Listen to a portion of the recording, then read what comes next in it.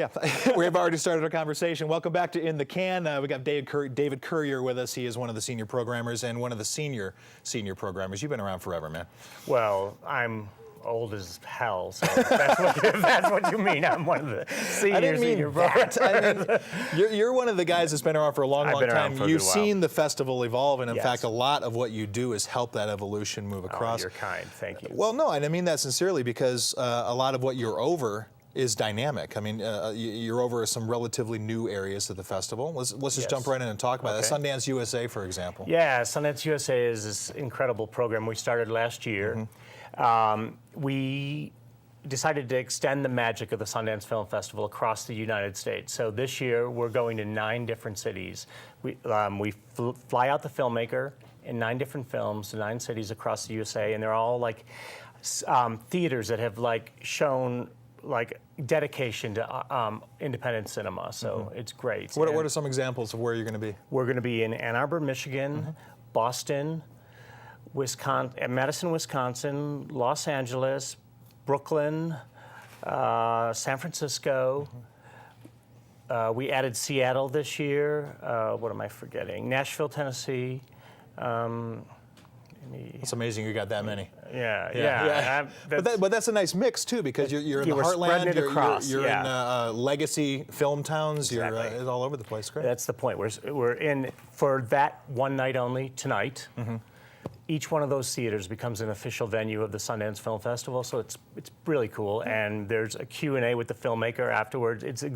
Basically, we try to replicate the experience of the Sundance Film Festival in each one of these towns, and it's really caught on. Now, the films sell out, and it's generated a lot of community. That's great. So now these are films that have actually premiered at Sundance, and then as soon as that premiere happens, you fly the groups out to... Well, not exactly as soon. Some of them just went out last night after they've played 3 or 4 times. Right, already, and they're literally just showing up for a different screening. Yeah. Just at a different venue. It's a great idea. Yeah. And this is the second year you've done it. It's the second year we've done it. And here on the mountain, the big thing for Sundance USA is Life in a Day, which is Kevin McDonald.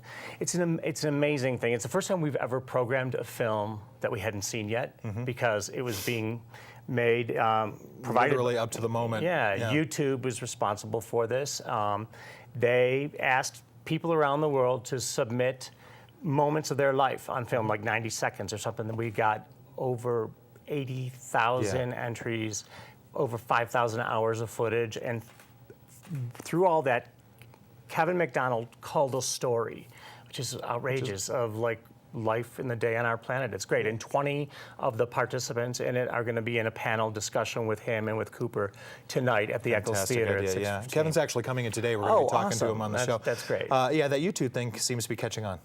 But it does, you know what, it leads us to this. I mean, a lot of what's happening with the festival, we were talking about the new areas for filmmakers where literally, people can pick up a camera, tell a story, and publish themselves that day on YouTube. I mean, it's kind of changed the face of storytelling and maybe changed the face of the festival a little bit. It has changed the face of the festival a little bit. In fact, so many more people are making movies because of it, because they can, and that's really good. And it's also makes your job a little harder. It makes that job a little harder. But in those zillions of submissions that we get now, more than ever, it just keeps going up exponentially because of what you just described. There are so many diamonds in the rough. So we had to carve out a new section in our festival this year, specifically, for documentaries.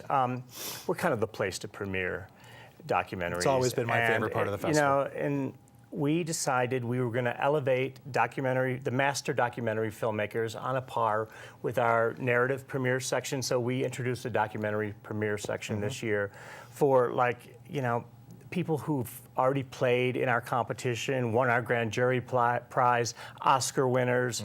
So in this doc premiere section, we have Morgan Spurlock, Steve James, who directed Hoop Dreams, Eugene Jarecki, who won our grand jury prize a few years ago, Fenton Bailey and Ravni Barbato, who've played in competition many times, Liz Garbus, who's been in our competition a zillion times, who am I forgetting? Alex Gibney, Oscar winner, who's played in Sundance so many times. It's awesome because it's opened up room in our competition for many more first-time filmmakers, and there are.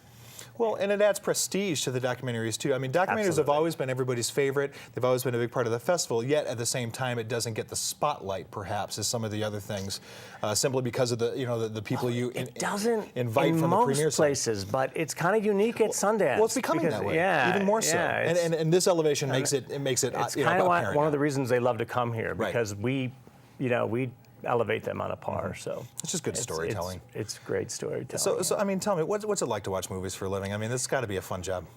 oh yeah, I do it as an amateur. I don't get paid to actually watch the movies, but you. it's a great job, but what people don't realize is that it's intensely grueling for 3 months, basically from September, October, and November.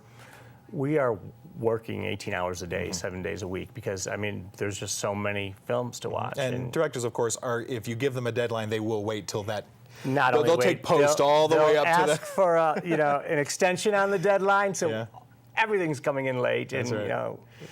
so we're watching like crazy, and then you see something, and it's like, wow, this is why I do this job. And in addition, you also write the awards ceremony, so you're a busy guy. I do. I write and produce the Sundance Award show, And that happens Saturday night, so happens we'll be there. And it's Saturday always a fun show too. And we have some surprises up our sleeve Good, again I'll this be year. So. excited to see that. All right, David Courier, senior programmer, wears like 19 different hats here at the Sundance Film Festival. We'll be back with more in the can after this. Stay tuned.